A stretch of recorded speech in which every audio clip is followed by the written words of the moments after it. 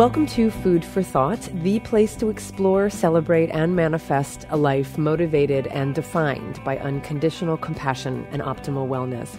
My name is Colleen Patrick-Goudreau, and I'm your host. I'm the author of several books on living healthfully and compassionately, and you can learn more about who I am and what I do by visiting my website, joyfulvegan.com. You can also check out 30dayveganchallenge.com, where you can sign up for the online program and get a copy of the 30-Day Vegan Challenge signed, the book, for a discount. Today's episode is The Vegan Police, speaking up for animals without talking down to people. But first, I'd like to welcome you all to the show and thank you for your support and kind words. I have so many beautiful emails from all of you, and I've been looking at comments over at iTunes as well, which is really helpful. You know, in all of these cases, the show, in this case, the podcast, is ranked higher when we get ratings and reviews. So I do take a look over at iTunes from time to time, but more importantly, other people are looking at iTunes to see if they want to listen to the show. So definitely leave a review and leave a rating.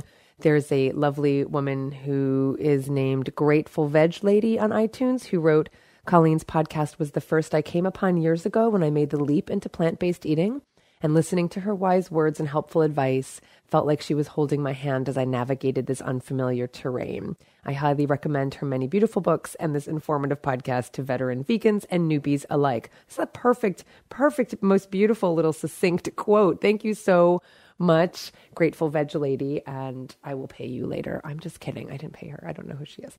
And then I have a beautiful email from James. I ordered the 30-Day Vegan Challenge, the Joy of Vegan Baking, and the Vegan Table. They are all beautiful, but the 30-Day Vegan Challenge is especially wonderful. Thank you. I had already taken a position to not consume anything that had or came from any source that had a face. Your podcast, website, and now books are helping me learn and maximize the variety and benefits of that choice. Certainly, you've heard folks say you are inspirational, and it is true. In my case, you have given me much inspiration. Hard to say it enough. Thanks. Peace and be well. Thank you, James. Always love hearing from you all. As I said, on iTunes, certainly send us an email. And of course, get over to Amazon to leave a review for the 30-Day Vegan Challenge. Same thing. Amazon ranks books higher in terms of search results when there are reviews. And look, there are, at this recording, 105 5-star reviews for the book, and I didn't pay any of you for those. So I am so incredibly grateful and touched and so proud and so thrilled you're loving the book and that it's serving the purpose why I created it. So do get the over there to Amazon. It's just an easy way to get the book right now. Still working hard to get it in stores, and you can get a copy for yourself and leave a review. And speaking of the 30-Day Vegan Challenge, I got great news the other day. Publishers Weekly will be reviewing it, which is massive. Having a quote from Publishers Weekly, one of the most prestigious publications to get a book review in, is so amazing. And I'm so thrilled. So I'm keeping my fingers crossed. I don't imagine it would be anything but a positive review, but we have no control over those things. So please keep pushing it. I'm working so hard to keep the momentum going, and it's really challenging to keep up this pace, but I cannot do it without you. So visit the blog at joyfulvegan.com. The blog posts 10 things you can do to mainstream the 30-Day Vegan Challenge. This is just the beginning. The book's only been out for a month. So yes, we've created a lot of momentum, but that's what we want to build on. We want to create saturation in the marketplace, and that means getting it out there to bookstores, to the media, to nonprofit organizations, animal organizations, vegan organizations, anybody who needs to have this book on their radar to use it as a resource and to recommend it as a resource. So thank you to all of you, and thank you for everything you're doing to help me do this. And thanks for everybody who came out to the book signing in LA. I'll be back in LA for the Natural Foods Expo, which is the largest conference of vegan and cruelty-free products. I will be there with Follow Your Heart, who's the maker, of course, of Vegenaise. Everyone knows Vegenaise, and they're coming out with a new line of cheeses and just have the most fabulous products. And they're such a fabulous company. I'm so thrilled to be with them. I'm going to be signing books for 1 hour on Friday and 1 hour on Saturday. And check out joyfulvegan.com/appearances to find out more about when I will be there. We'll be doing some fun giveaways for the 30-Day Vegan Challenge and Follow Your Heart coupons. So come to the Follow Your Heart booth at the Natural Foods Expo in LA, where we can meet and you can learn more about what you can win. I'll also be at a book signing in Tampa, Florida. So I will be in Tampa for a couple days before sailing off to the Caribbean for the Holistic Holiday at Sea cruise. So please go again and find out how you can come and come to the book signing. And then we just confirmed Portland Veg Fest, Atlanta Veg Fest, and I think I already told you about Chicago Vegan Mania. So very exciting. Really excited to be seeing all of you in different places around the country, and more will be added. So keep checking out joyfulvegan.com. And there are a couple spots left for the Italy trip. I don't know what you're waiting for. Travel to Italy with like amazing food and vegan food, and you're going to hang out with Patrick-Goudreau. Like, why wouldn't you come? It's just ridiculous. So go to joyfulvegan.com appearances and join us in Italy. It's a fantastic trip, and I'm making it even better. So I'm making it better, meaning, I mean, like, I'm making it better because I'm there in Italy. I meant because whatever we did last year, I'm improving upon for this year. So trust me, that's what I meant. And it will be a fabulous time. So let's get started with today's topic. In this podcast and elsewhere, I talk a lot about speaking our truth and planting seeds and vegangelizing and knowing where we end and another person begins and speaking up for the animals and the impossibility of being a perfect vegan. And recently I addressed the idea of being 100% vegan in a vegan POV, vegan point of view video episode, which you can find at joyfulvegan.com. But I felt compelled to talk more about this, and specifically about the vegan police, an expression that so many people are aware of. I don't even think I need to define it. I'm hearing about the vegan police so much more, and I'm asked about it a lot, how I deal with it and what to do with people who say this and that. And I'm seeing a lot of negative effects because of it. Now, for the longest time for me, the idea of the vegan police was just that. It was just an idea. It was just a concept because I'd heard about it, but I never really paid much attention to it, mainly because I'd never really been a victim of it. I'd never been a victim of someone policing me, if you will. B, I understand where people are coming from, so I know what the intention is behind people who are so intense and feel they need to be the vegan police. So I just felt like their intentions were good, but the execution's not necessarily good. And I'll come back to this, but I just kind of knew like where they were coming from. So I thought, okay, well, there's no real harm. And C, nobody in my life, not one vegan I'm friends with, and I'm friends with many, many vegans, is that kind of vegan. So it just didn't play a role in my life. Now, I'm obviously aware of how judgmental and judgy, as we say, people can be. We're all guilty of being judgmental. I am. And nothing tastes sweeter than self-righteousness, especially when it exists in the name of justice. But self-righteousness and arrogance and meanness are ugly regardless of what inspires them. And of course, I've been keenly aware of this thing, this vegan policing and the existence of the perfectionist vegan for as long as I've been vegan, probably since before I was vegan. But I've seen it so much more on social media. I've seen so much more invective on social media, possibly because I'm paying more attention to social media these days. I'm hearing about it mostly from my audience because I don't go into these territories that's filled with invective and self-righteousness and piety and name-calling. I just have no desire to go into that toxic area. But I'm hearing a lot about it because my audience comes to me and tells me what they hear. And frankly, forgive my naivete, but I find it shocking. I'm shocked at the things people say and how they say them. I'm shocked at how people talk to one another. I know that sounds so naive because it's all around. And especially, we all know what happens online. And it's a medium that's really just rife for this kind of anonymous invective is the word I keep using. And so I know that that's part of what's happening out there outside of veganism, obviously, and animal advocacy. But these comments are filled with so much scorn and so much unkindness that I have to believe that the people writing all of this aren't aware of how toxic it is for everyone, including for the animals. And as I see it, this toxic self-righteousness is coming from two groups. Now, this is a broad generalization, but kind of two groups, right? One is a few. This is just, I want to emphasize that this is not the majority by any stretch of the imagination. There are a few well-intentioned ethical vegans who are concerned that veganism as an ethical way of living is watered down by the media and celebrities who position veganism as a temporary trendy diet. And these same well-intentioned ethical vegans who position veganism as the end rather than the means. The second category again, small group, but some well-intentioned, health-oriented, plant-based eaters who excoriate the consumption of oil and sugar and flour and wheat and gluten and soy, or maybe not all of those in one excoriation, but there is that category of people who just kind of decided that for different reasons, some of which may be valid, that these things should not be consumed, and thus have a lot of strong things to say about those of us, or vegans or not, who eat these things. Now, I bring up both these groups because I see policing on both sides and I see judgment on both sides. It's really more than policing. It's playing judge and jury and executioner, the way that people talk online in these two groups. And so today I'm only going to talk about the first category. I'm going to save the second category for an upcoming episode. So in that first category, the well-intentioned ethical vegans who are concerned about ethical veganism being watered down, these folks attack vegetarians who are not yet vegan. I see them attack people who identify as vegan but who cheat, right? So who either don't stay vegan, I guess, or who cheat, I suppose. They attack people who may identify as vegan, but who have stopped eating animals and animal products for health reasons. So their feeling is that if these people aren't doing it for the animals, they shouldn't call themselves vegan.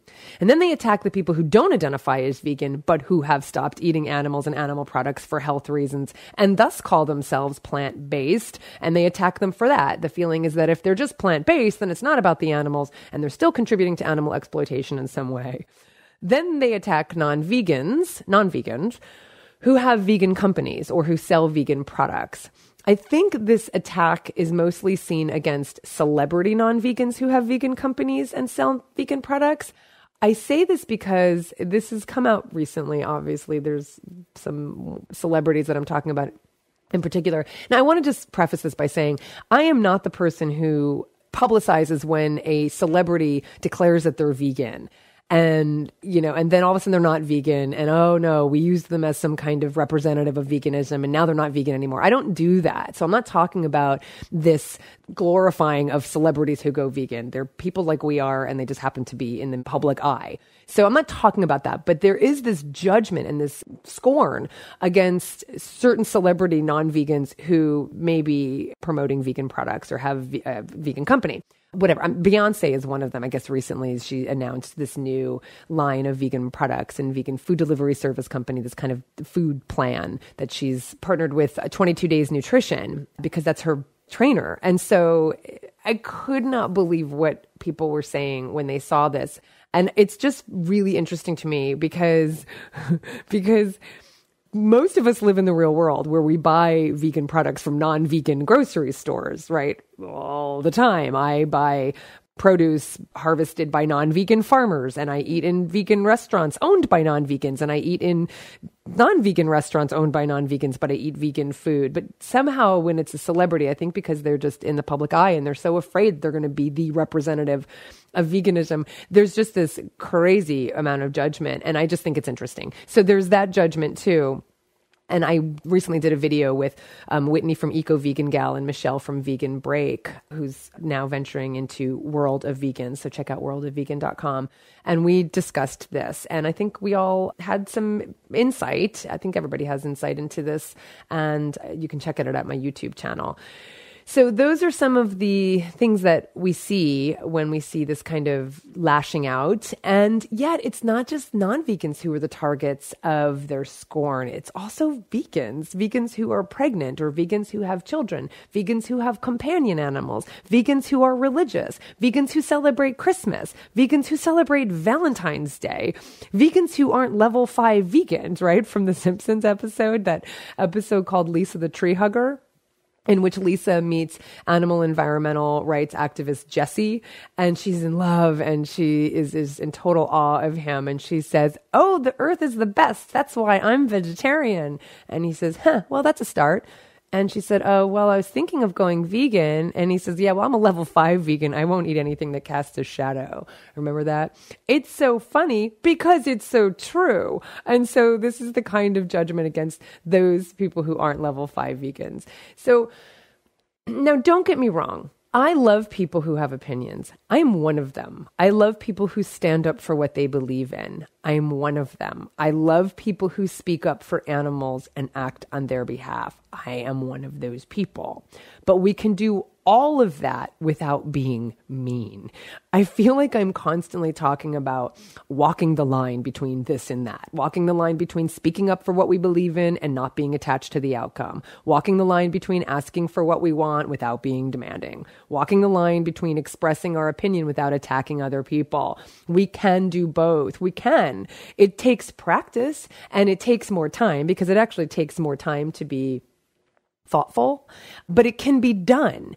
I think we humans, and especially opinionated or justice-oriented humans, aren't good at living in the gray areas of life, right? Or at least the areas we feel are places of contradiction. So for instance, I think what happens for so many animal rights activists and ethical vegans is that we feel so acutely aware of how much animals are suffering at our hands that if we don't demonstrate outrage about this all the time, then we're not being true to them. We're not being good advocates. I think we think that if we're not in a constant state of anger about how the animals are treated, we're letting the animals down. We feel that if we don't speak up for the animals, we're letting them down. But speaking up for the non-human animals need not mean speaking down to the human animals, right? I will repeat that. Speaking up for the non-human animals doesn't mean we have to speak down to the human animals. We can do both. We can speak up for the non-human animals and speak with respect to the human animals as well. We can do both of these things. And I will tell you how in just a moment, because I want to give love to the people who are making this podcast possible, you, the listeners, and the American Anti-Vivisection Society at AAVS.org.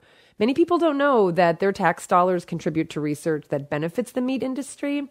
Now, I realize this is very US-based, but AAVS.org is doing amazing work that is spreading around the world.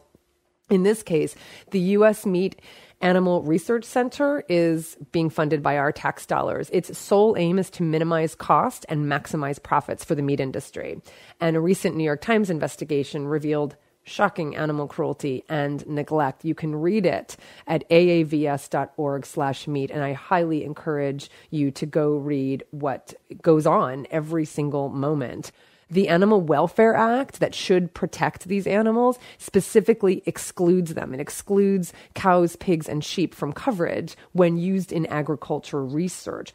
Only Congress can stop this horrific animal suffering, and you can make this happen because you voted for your congresspeople. You can visit aavs.org/meat, where you can find an action alert and link to the New York Times article. Contact your legislators.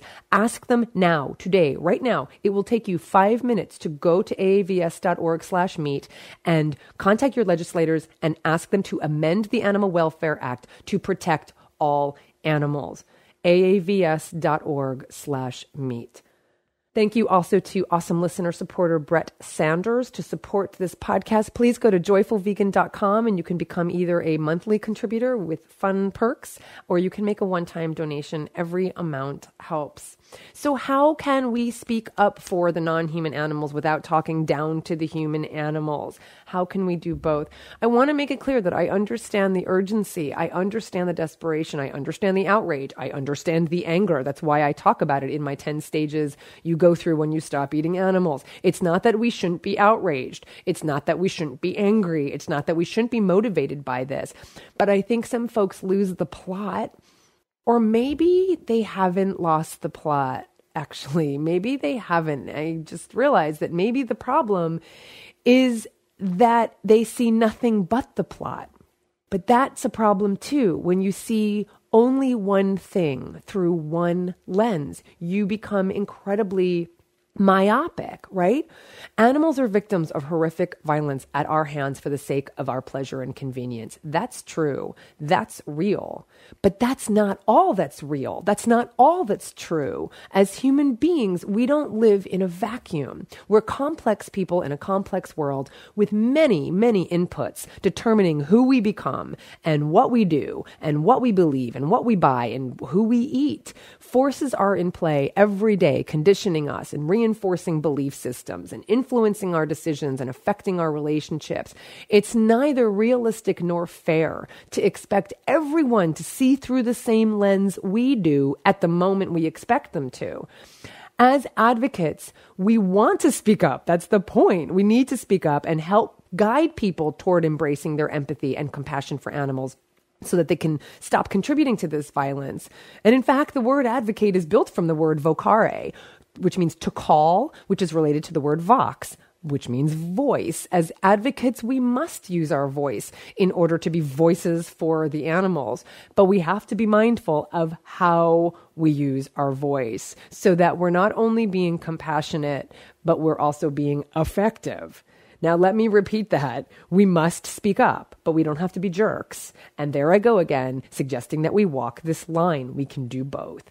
And I emphasize the word effective. Some people say, well, I don't want to be compassionate to people who aren't compassionate. Well, that's not true compassion. That's another conversation. So I emphasize the word effective because I will tell you that if you think people are attracted to venom and invective, I will just tell you that I disagree. People join groups and befriend people they're attracted to. And I guarantee you that very few people are attracted to self-righteousness, especially when something is new to them and they're already feeling vulnerable and they're exploring unfamiliar territory. And when the attack comes publicly, that's even worse because nobody likes being humiliated. That should just go without saying. Nobody likes being humiliated. Now, I'm not saying that everyone has to agree or have the same viewpoints. There is room for conversation and dialogue and disagreement. Absolutely. But that doesn't mean that in disagreeing or having conviction or having opinions, we can't do it in a way that's constructive rather than destructive. Of course, you can say that in the end, the person who happens upon a negative comment and chooses not to be vegan really is because they're blocked and they're just using it as an excuse to not change their behavior. You can say that, but I don't think it's as simple as that. I believe very much that we're ultimately responsible for our own actions. I absolutely believe that. But we're also social creatures and we're psychological creatures. And some things just really aren't that simple. Some things really are a turnoff for people. And if you don't know that you have an effect on people for better or for worse, then you're just lying to yourself. You're lying because if you're any kind of activist, you're acting to affect someone else's behavior. So you're at least aware that there's a relationship taking place, that there's a cause and effect. And what I'm saying is that mean and nasty and self-righteous posts mostly have the effect of turning people away. Now, in the end, my little podcast episode isn't going to change much. In the end, I can't control how other people represent veganism and animal advocacy. And that's part of the point. We can be advocates for this way of living, but we can't control how people, how the media, how celebrities, how the public will use or misuse the word or misrepresent what vegan is. We can't control the message of the entire media. We can't control the message of the entire animal rights movement or vegan movement because there is no single voice. My voice is singular. It's my own, and I use it. Your voice is singular. It's your own. How I represent myself as a vegan and animal activist is all I can control. And in being able to control that, I'm going to be the best, the most steadfast, the most compassionate, the most effective voice for animals I can be, but I'm not going to be an a-hole. Vegan isn't a trademark any of us own. It's a means for achieving the goal of living in a way that doesn't contribute to violence against animals. We can help clarify what vegan means because it does mean something. But we don't get a vegan certification when we become vegan. We don't get to trademark that this is what vegan looks like. Being vegan is not about being perfect. It's not about being pure. And I think this expectation is what stops many people from being vegan or even trying it. And their fear is justified when they proudly declare to someone in a message board or to someone in person that they've become vegan. And they're met with smug responses from non-vegans, right? Well, the shoes you're wearing are made of leather, right? Or, you drive a car. We're all aware of that. But what about from the vegans? Well, the machines on which the peanut butter you're buying is made was also used to make non-vegan food products. So that's not really vegan. Oh yeah, that's going to go a long way in making them think they can do something to reduce violence against animals, right? Because it isn't to say that in this imperfect world, I don't accidentally contribute to the suffering of human and non-human animals, but that doesn't make me less vegan. It just makes me human, an imperfect human in an imperfect world using this thing called vegan, which has imperfection built into it as a pretty fantastic way to reflect my values of compassion and wellness. And that's the message I want to convey when people are trying to do the right thing. I want them to know that there's so much they can do in their own lives to not contribute to violence against animals. And that they too are imperfect humans in this imperfect world. That's all built into being vegan. And it's the best we've got to create the compassionate world we all envision. Thank you again, everybody. Thank you for listening. Thank you to the listener sponsors, and to all of you listeners. Go to iTunes and leave a rating and review. And don't forget to get your copy of the 30-Day Vegan Challenge. We're talking about $20 as the most comprehensive resource for living joyfully and compassionately. Share it with everyone you know. Leave a review on Amazon.com and go out and share today's tweetable. Being vegan is an effective and powerful way to say no to violence against animals. Thank you to the American Anti-Vivisection Society for the amazing work they do for animals and for their support of this podcast. Please visit AAVS.org. I hear from so many of you who want to be part of the solution. Go to AAVS.org/meet and ask your legislators to include farmed animals under the Animal Welfare Act. Don't forget to subscribe to the Food for Thought feed and for the animals. This is Colleen, Patrick-Goudreau. Thanks for listening.